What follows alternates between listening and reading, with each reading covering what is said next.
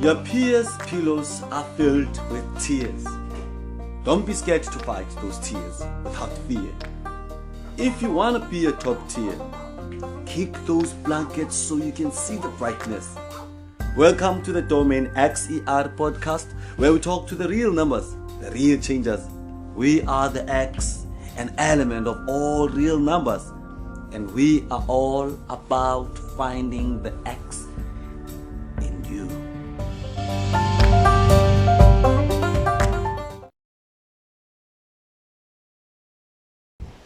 Your peers' pillows are filled with tears. Don't be scared to wipe those tears without fear.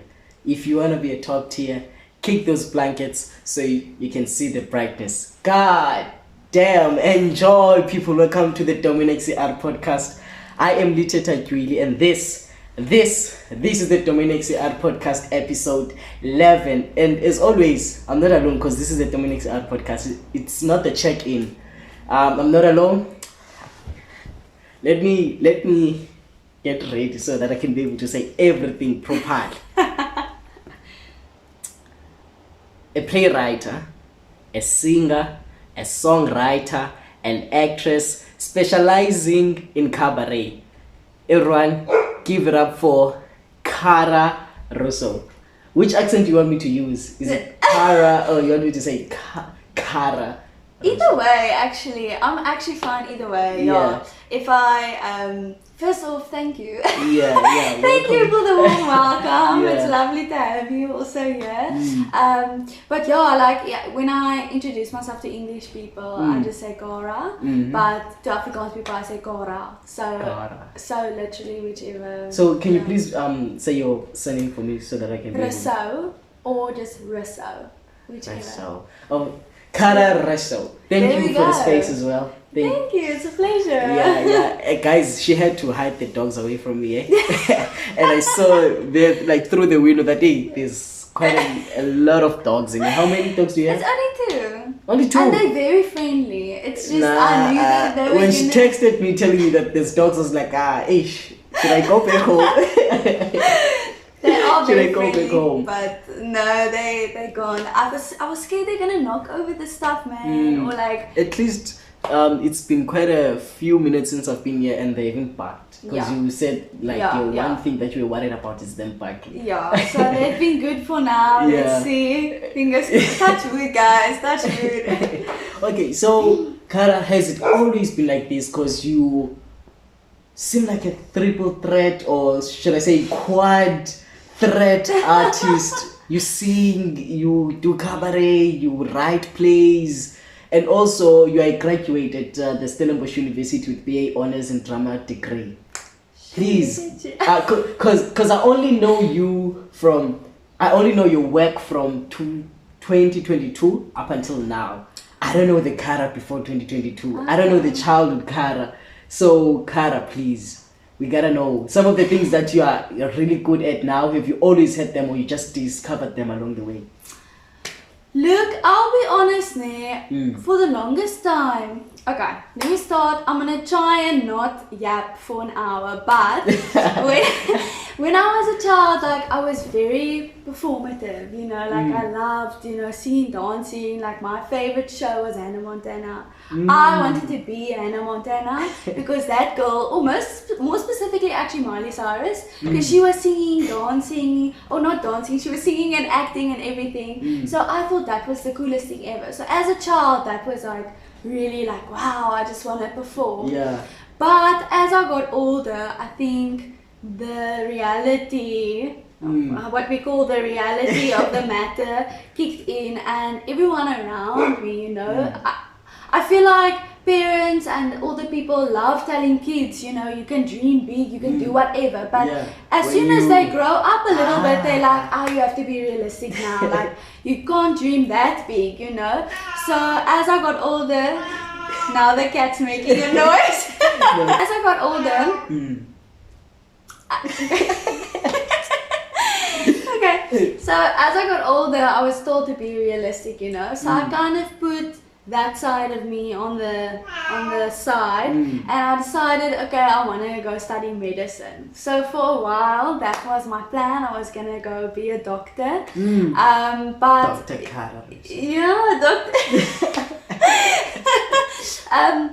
Yeah, so I was gonna be a doctor, and then in high school I started doing like drama after school and stuff, right? But I said for a long time, okay, I love doing this, maybe I'll do this one day, but I will never go study it because, you know, that's unrealistic. Studying it, like, I can go do auditions without a degree, you know, like, and as I got older, it was just kind of impossible for me to deny that that's calling. Yeah, it was my passion. It's what I love to do.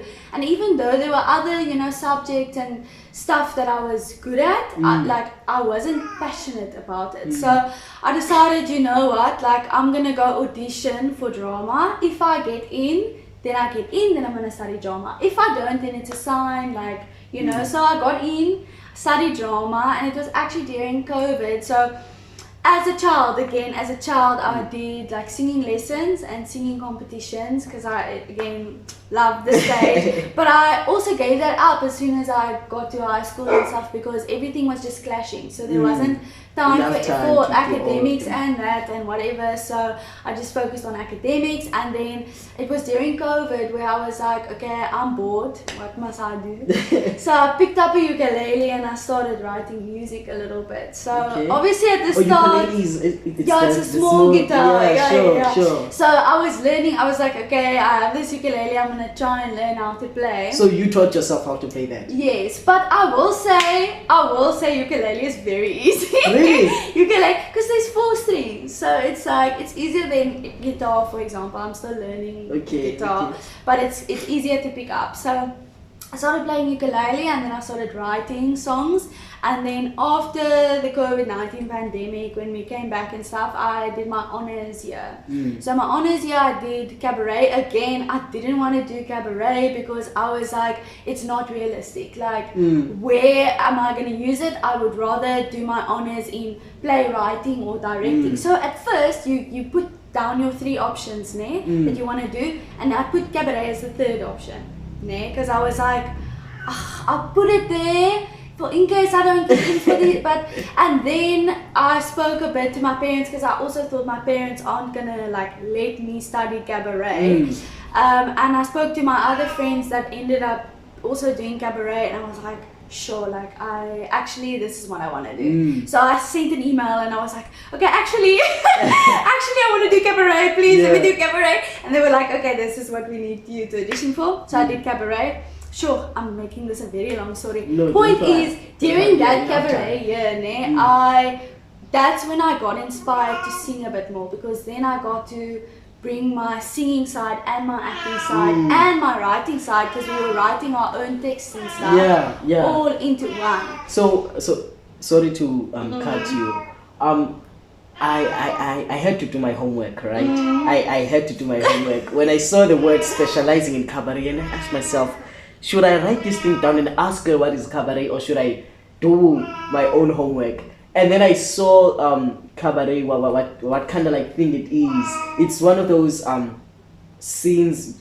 Have you watched a movie and they're in a club or just night vibes and but then obviously it's a different thing, because they when I searched it, they even specified that it's not like strip or it's not that, but it's something. And also to a point where you even wrote your own oneself play written at, is it Adapt or Die or Adapt or D? It's Adapt or Die. Yeah. Okay. Yeah. So where did you get the inspiration to actually? So, and what was happening in it? So cabaret, I'll be honest, when I went to study it, I wasn't even sure like what it was. Like I'll be so serious. I knew I was gonna act and I was gonna sing, and that was enough for me. And then when we were 4 doing cabaret. When we got in the class, they were like, okay, why do you guys want to do this? What is cabaret? And we were all like, I'm not sure. Because a lot of people think of cabaret and they think of like nightlife and that, like, you know, because they think of either the musical Life is a Cabaret or something like that. I don't know.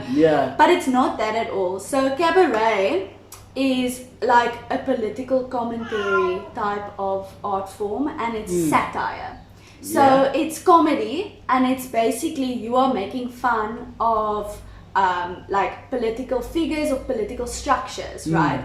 Which is so perfect for me. You know me, like I can't stay quiet when someone says something problematic. Like I'm known for it. Like I've learned to pick my battles, but sometimes I struggle. But it was perfect for me. So at the end of our cabaret year, we had to do a one woman or a one man show, and we had to write it ourselves, because the whole point is you doing political commentary, right? So you can't perform someone else's play. So we had to do like sketches and make it into one big play. So I made it, the title is Adapt or Die.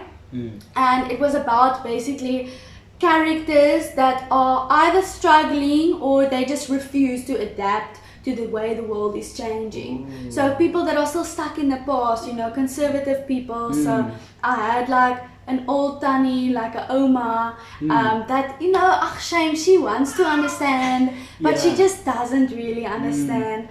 But it was very funny, I will say so myself, because then you bring the music aspect into it as well. So we had to do like parodies of songs. So this Danie, for example, she doesn't really understand the whole transgender thing. And there's this boy in her class that's now a girl, and she just doesn't understand. But in the way that she speaks, you can actually realize, oh, like, that's how dumb it sounds when we make these arguments, because we're going back on our arguments, like it doesn't make sense. So same with, I had like the super racist like Boer character, you know, which was very risky. It was a very it was very controversial display. There were always one or two people walking out, you know, always an old white woman in the front.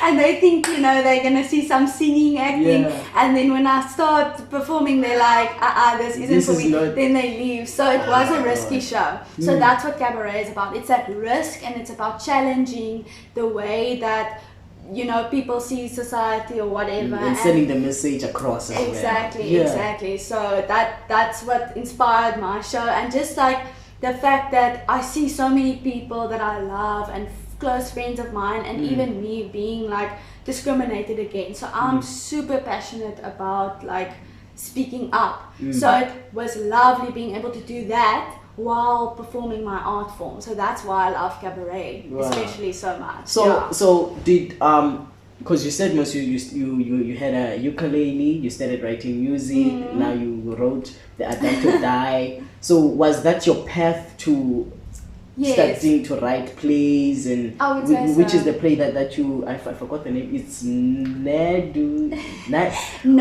Dood Ons Skei. So you know Till Death Do Us Part.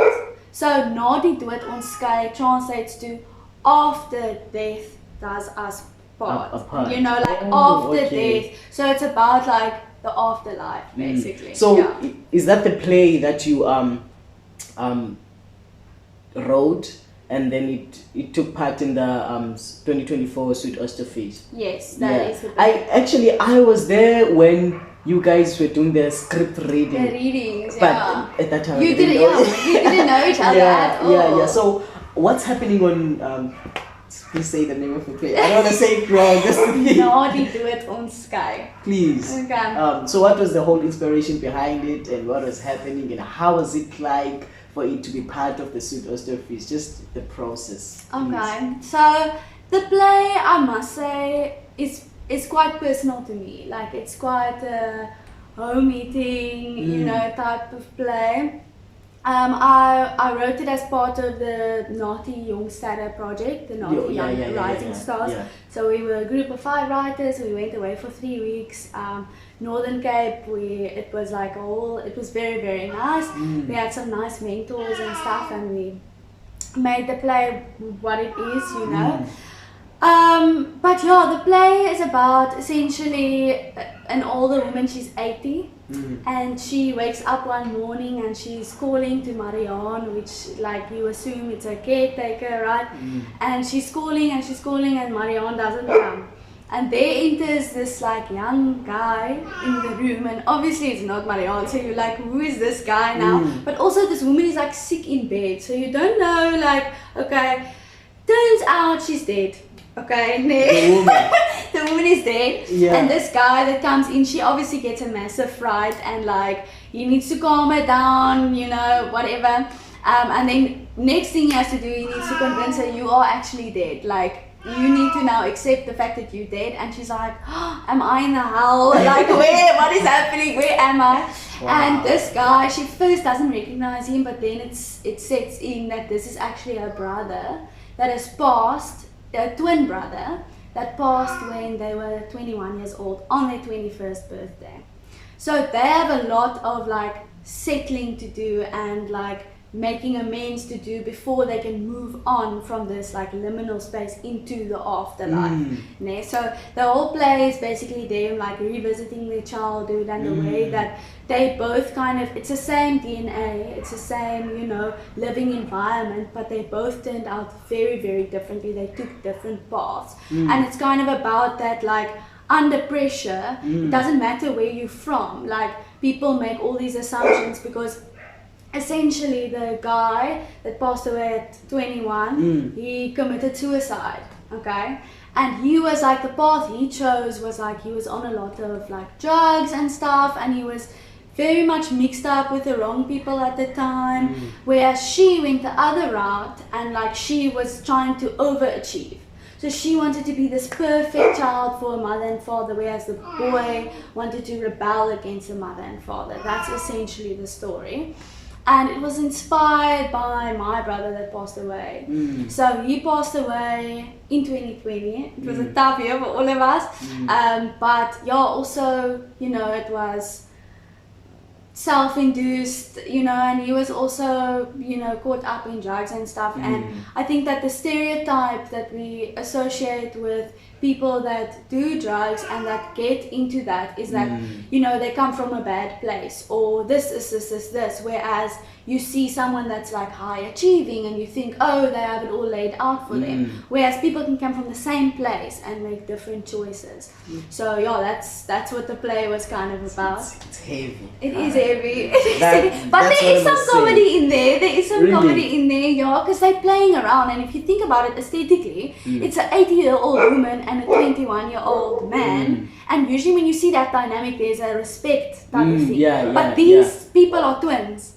So they're fighting like brother and sister. And you see some like flashbacks to when they were kids. So they running around, chasing each other around. So it's very interesting to look at almost, because they're fighting like trying to be spiteful and stuff like that. So it's interesting to look at, but there is also some comedic moments, you know, they laugh about sometimes serious things. And I think a lot of people that go through a lot of trauma don't always realize how serious the thing is that they laugh about. So there's moments where it turns from the comedy into the serious matter, and vice versa, you know.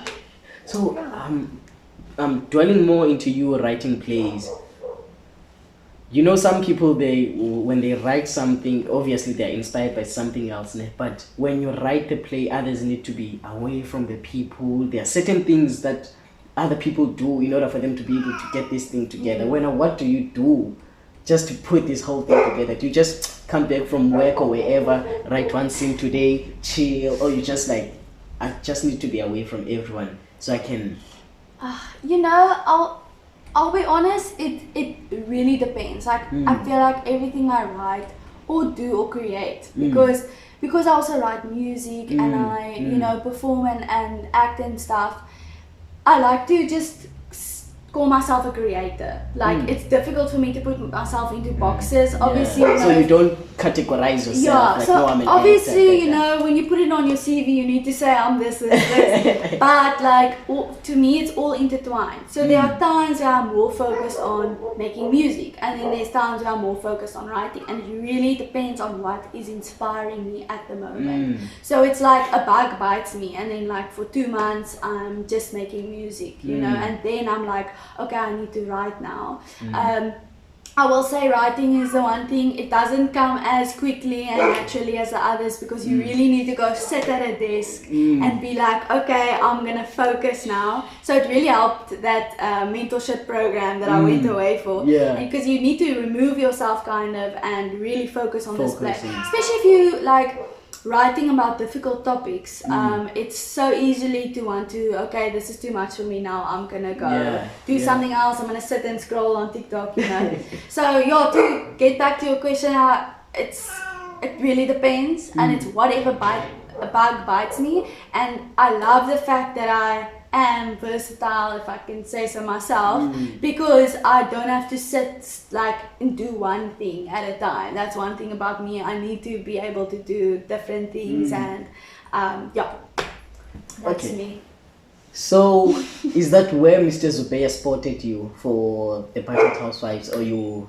Actually, how did it happen that you ended up being on Battered Housewives Club cast? Okay, so Letita and I were together in a play. We acted together in the Battered Housewives Club, and it was written and directed by Zubeya Charles, our friend.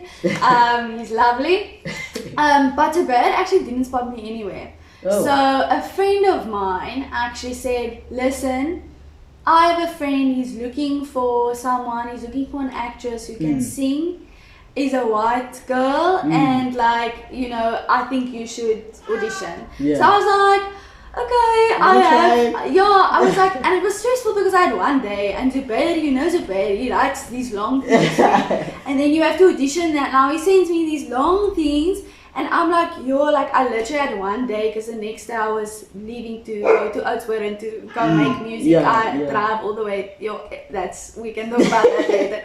But so I was like, YOLO, do you know what, like, this is the year of me putting myself out there and just like taking risk. If nothing comes of it, nothing comes of it. At least you try. So I was like, okay, whatever, I'm just gonna try and memorize this. I sent it in, and I was like, listen, I even told Zubeya, I was like, listen, it could be better, but I'm at a crunch for time, so whatever. And he actually responded saying, listen, you way too hard on yourself, these are amazing. So that was actually, I will say that Battered Housewives Club really also boosted my confidence as an actor. Because before that, I hadn't acted that much, other than university. And I was keeping that a secret from the cast, eh? I was like, I'm just gonna fake it till I make it here and just pretend like I've been doing this for years. Because yes, I studied it, but cabaret is so different. And while I was studying, you know, we had COVID-19 for like a year and a half, you know, like, so I wasn't performing that much. So I was like, you know, I'm just gonna put myself out there. And I did the play, and while I was doing the play, it was such a loving environment that it really helped me like feel supported and feel, you know, when you're done with that intense scene and someone like Liteta comes to you and says, yo, well done. I was about to talk about that. Like right now, I was like, if that was you faking it, then you really did make it. Because each and every time after your scene in Callum, oh my god, they know, they like, guys, I'll just go to them and tell them, guys, how is it like? At least now I'm talking to the person that was in the scene, because the last time I mentioned this was when I was with Bokan. Yeah. So now, how was it like for you? How was it like working with Callum? And look, Callum has done this for a while. So he's a little bit older than me. He played my husband in the Battered Housewives Club, and we only see him at the end of the play. And we have this arguing scene. It's quite an abusive relationship, so that's what the play is about. And it's quite a hectic scene, and I think what made it easier is working with Callum and also working with Zubeya, because it felt very, for lack of better term, human. Like, it felt like it wasn't this high pressure environment of like, you have to say every line perfect. It was a playful environment where we could test things out, so he's supposed to like beat me essentially at the end, right? Like, my character, spoiler alert, my character, and trigger warning as well, sorry guys, but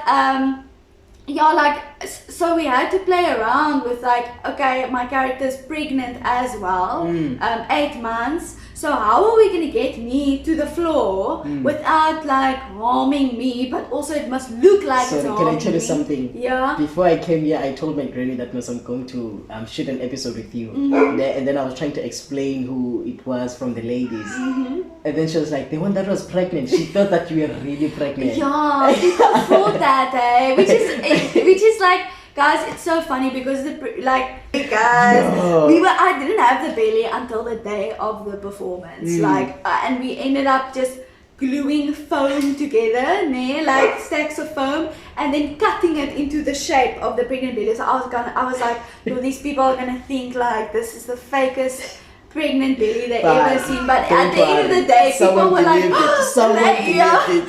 but y'all, like, to get back to it, I think the environment really, really helped me, and it was such a truthful environment, and everyone was vulnerable. I think because the story also forced us to be vulnerable and not act tough and whatever. So yeah, that really helped a lot. On the year of 2022, while you were graduating and all that, you released your first single. Yes.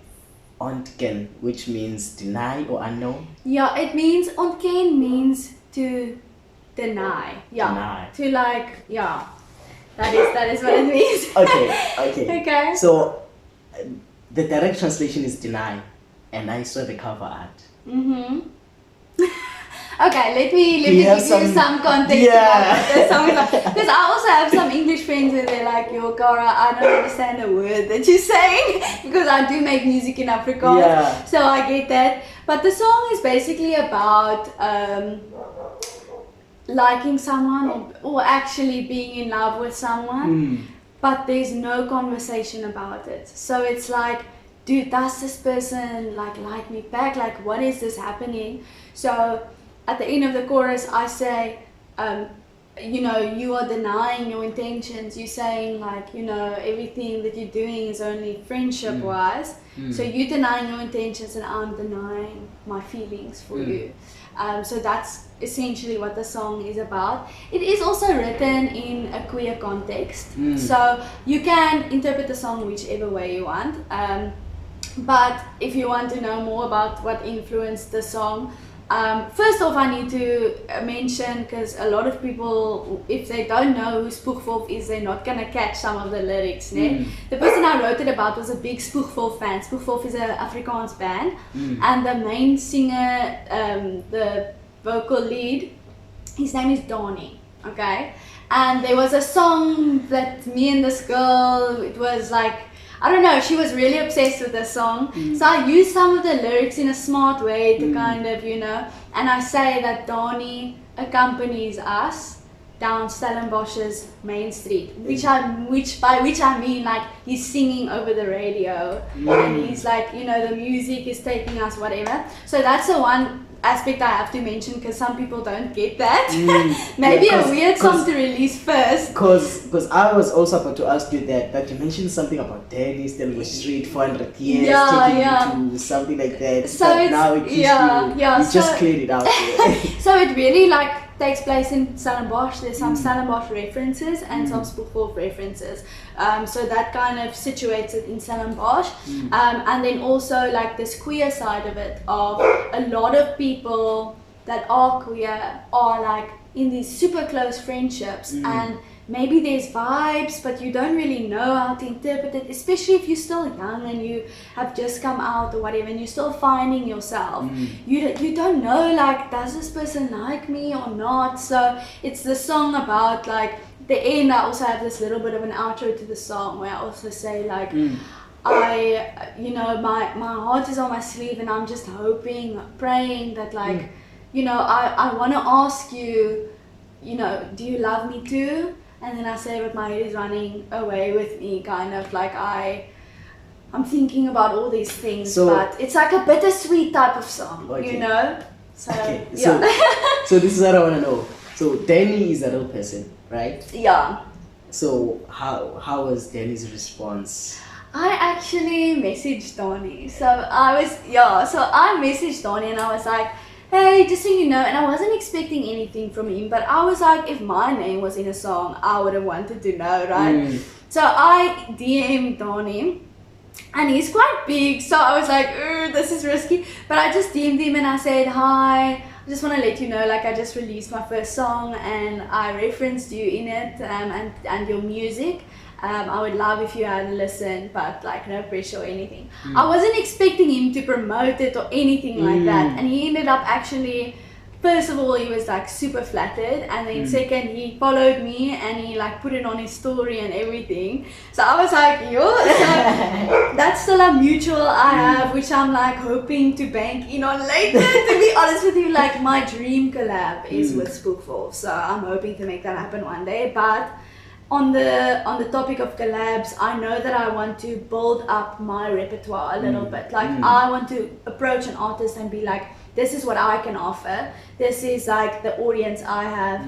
Let's work together. Because now the song is sitting at like 2.5k plays on YouTube. On YouTube, Yeah. okay. Yeah, like I don't know really. I don't really check my YouTube statistics, to be honest with you. Like I check my Spotify more often. Yeah. So I know it's.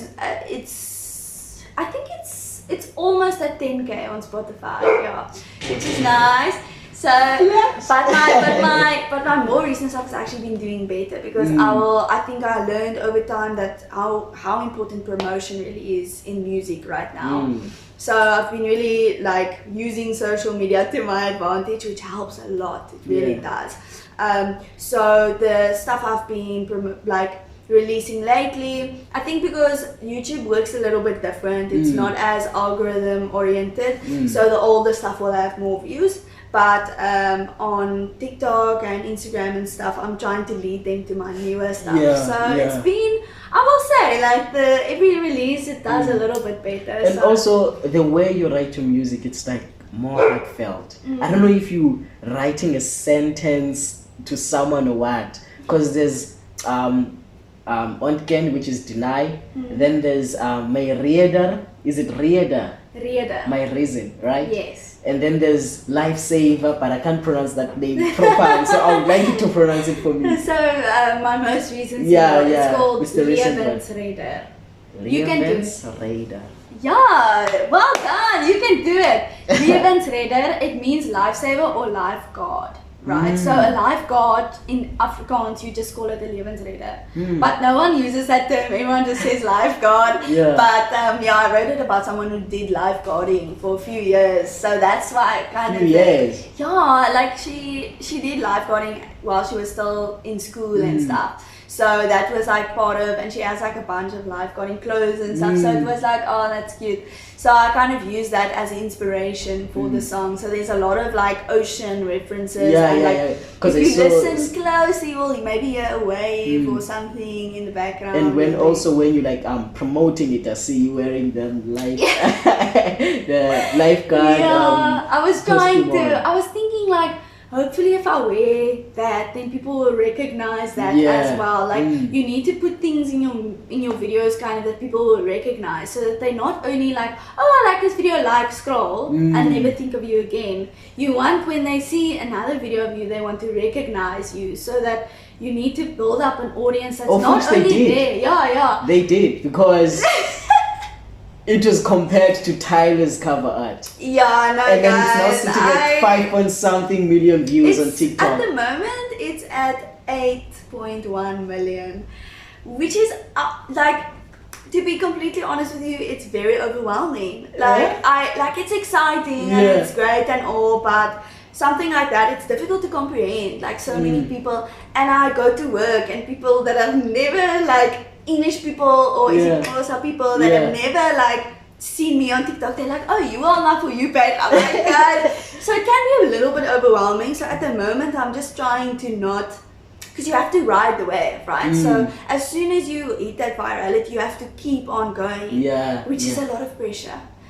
So I mean, I'm in a very privileged position to have gotten that views, and I understand that and everything, but with social media and with the big role it plays in musicians' lives at the moment and in their careers, it can be a little bit overwhelming. It can be, okay, I'm stuck on my screen the whole time. I'm busy making videos 24/7, responding to comments, because you have to respond, you have to be there. You know? I don't like doing that.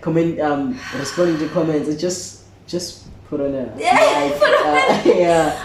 Look, I agree. but it helps. It helps so much with engagement because you want to build up like a fan base and a community essentially. And the more you respond to comments, the more likely people are to comment. Because if they see, oh, this girl is responding, they're like, oh, maybe she'll respond to my comment. So I know that it's a really important aspect as well. Hopefully one day I'll have like a team and I'll have someone doing my social media, pretending to be me, answering the comments. But right now, like, I know how important that is, and it can get a little bit like, okay, it's like all consuming. It's everything that you're doing all the time is social media. You're doing more social media than you're doing music at the end of the day, you know. So I am happy, and it is picking up, and the song is doing well. I mean, it's only been out a bit more than a week and like 2 days, and it's at 5k plays on Spotify, which isn't bad. It's still a little, but like it's building on my previous tracks. So now let's talk about Bokang's favorite song. Bokang's favorite song.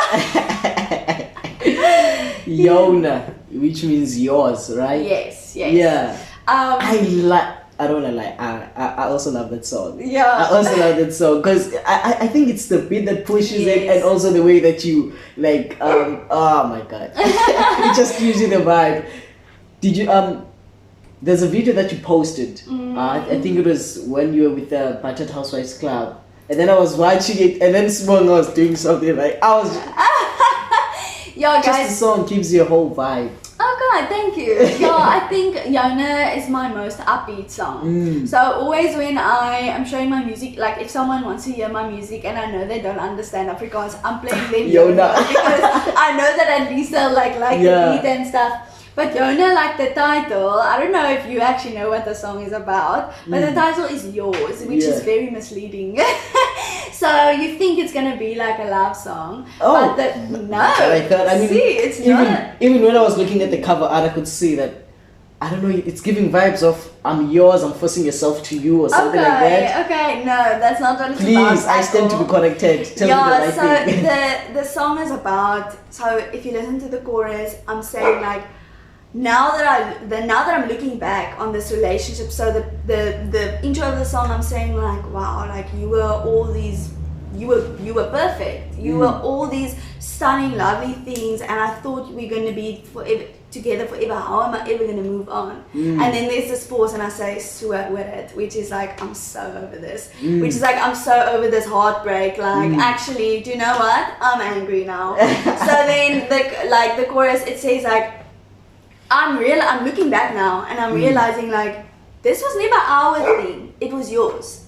It was never like I wasn't allowed to be myself. I wasn't allowed to sing anymore, which actually literally in that relationship like singing is my thing, you know, I sing all the time. So wait, this person, sorry Cara, you can't say that and just pass it like that.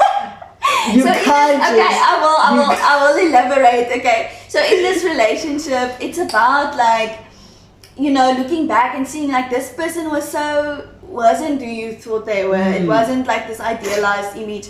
And I love singing. I sing all the time when I'm walking around the house, you know. And this person, like, it was like annoying for them. What? So I ended up having to kind of like dull my voice and dull myself down in many ways for this person.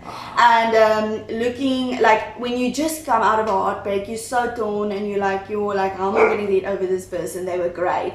And after a while you're looking back and you're like, hold on a minute, this whole thing that I was doing, it was just for you. Yeah, like, so it's essentially about like, if this, like, you know, why did you, like, you were actually awful. Like, why was I fantasizing this and like, you know, making this relationship out to be this perfect thing. And then in the bridge of the song, it's a very sarcastic bridge.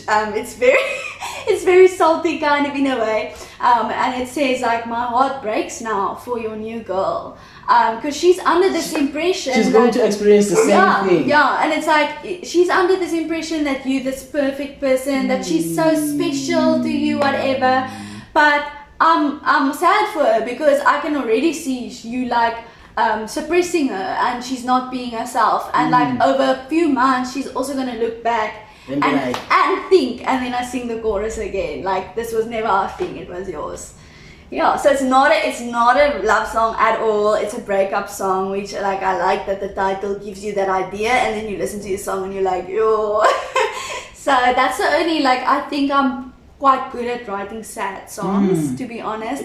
The other day someone was like, oh, like, do you ever write sad things? And I was so taken aback because I'm like, what do you mean? And then I took a moment and I realized, like, everything I've released so far are happy songs, and I think like it is intentional. I am kind of wanting to tell a little bit of a story, so and follow the journey through the music. So you guys can expect a lot of sad things. But when I was writing this song, I was just like, you know what, like I'm gonna push myself a little bit out the box and not be so sad and heartbroken over this, and actually take a chance to just be like, no, I deserved better than this, and this person was awful, actually. do you think your songs are always delving or around relationship spaces? Not always, but the project that I'm working on at the moment, I'm working on a few songs. Oh, are you giving us an album very soon? Maybe. An EP? Yes, an EP. It's on its way. It is on its way. I can't give any dates or anything like that because there is one or two things that still needs to be polished.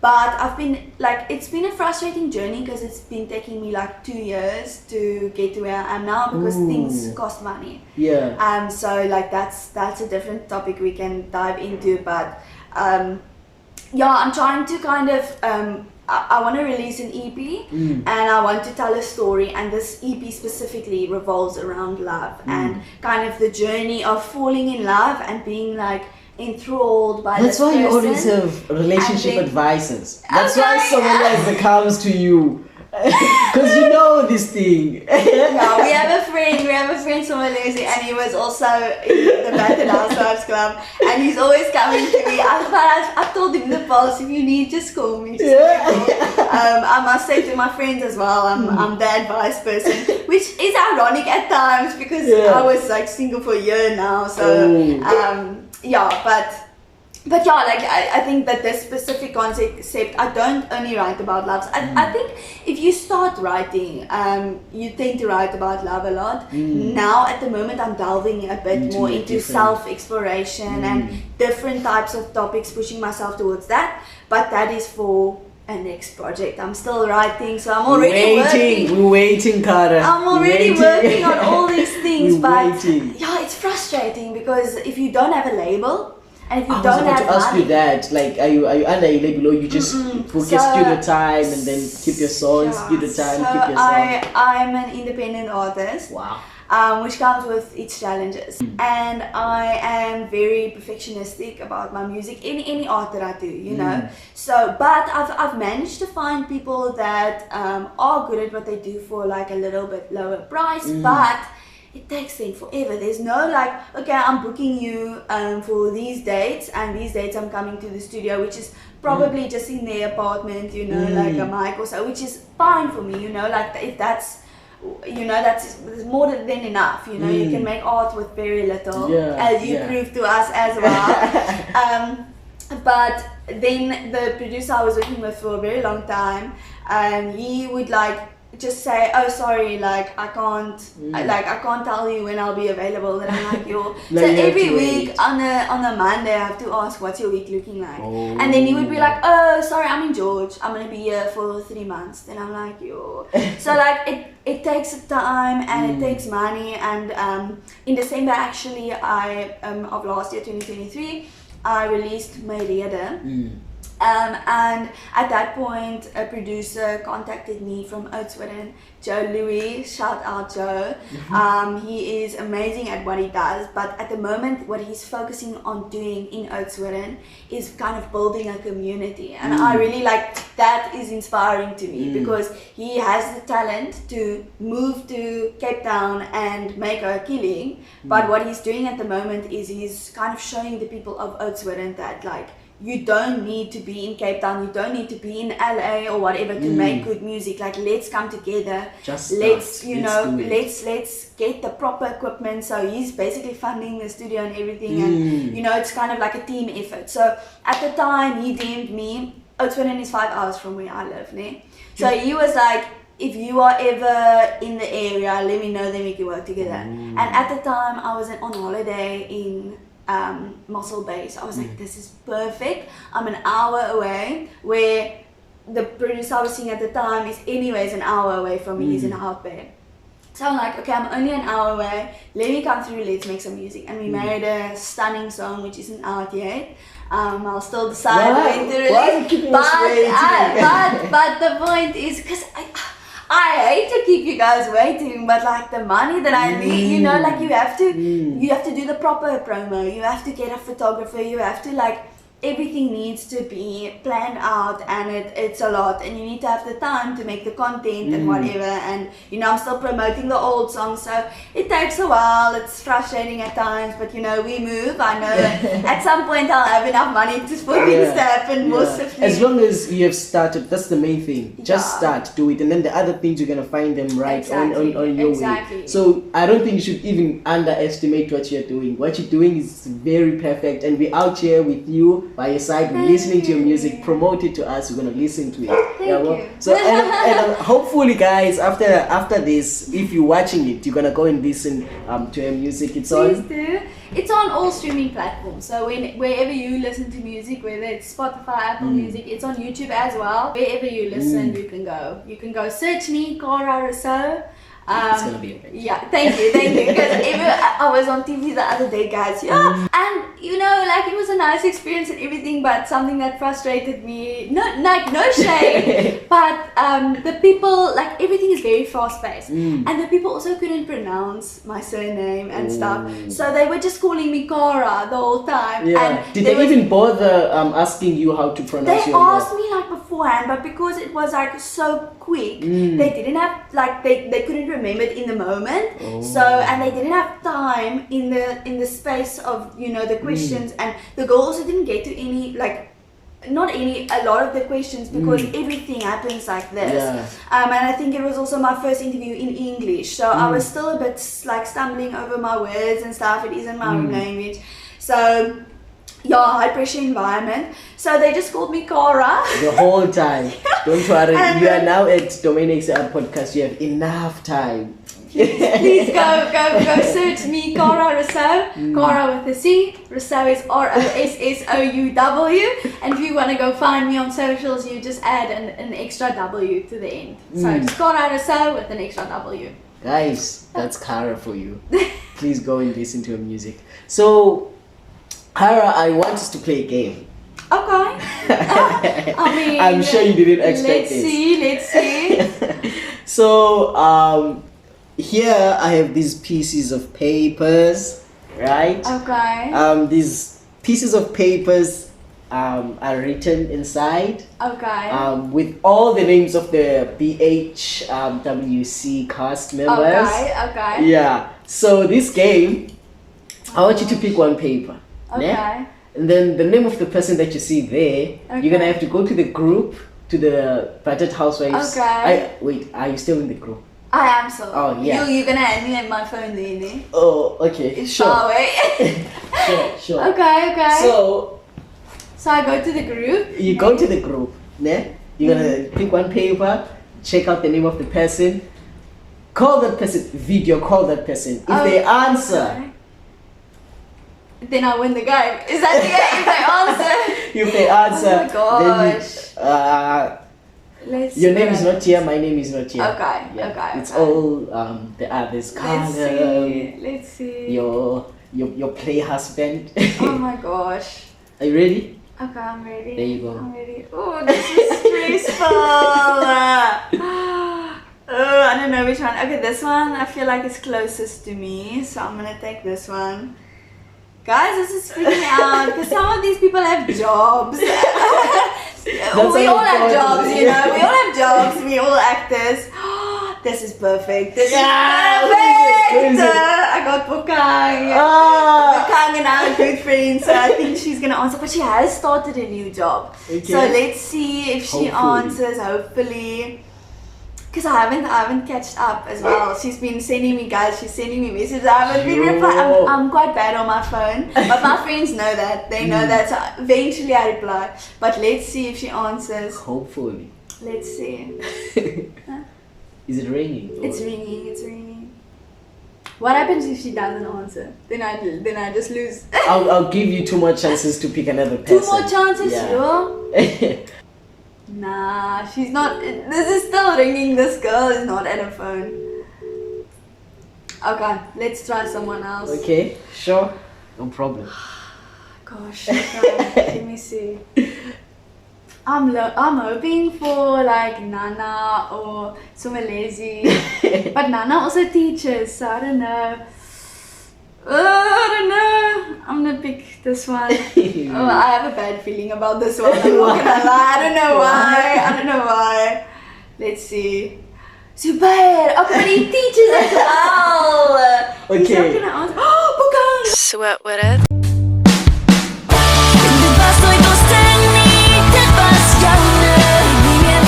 So guys, that was the call with Bukan and Cara. It accidentally cut off, guys, but Bukang did call me back, and then I won the game, and I won this really cool t-shirt, which is Leteta's brand, the main XER. It has a cool back as well. I don't know if you guys can see, but repping the tee, I put it on immediately because I'm so happy, and it's super comfortable and soft and stuff.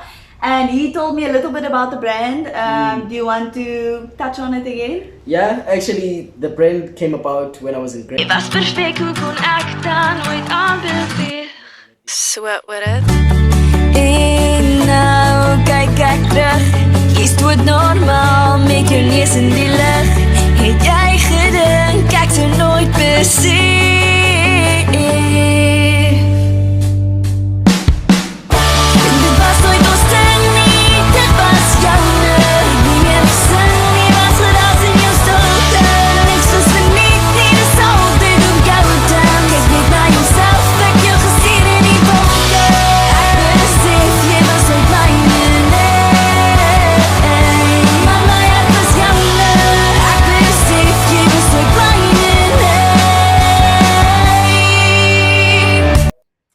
So we are manifesting out here, guys.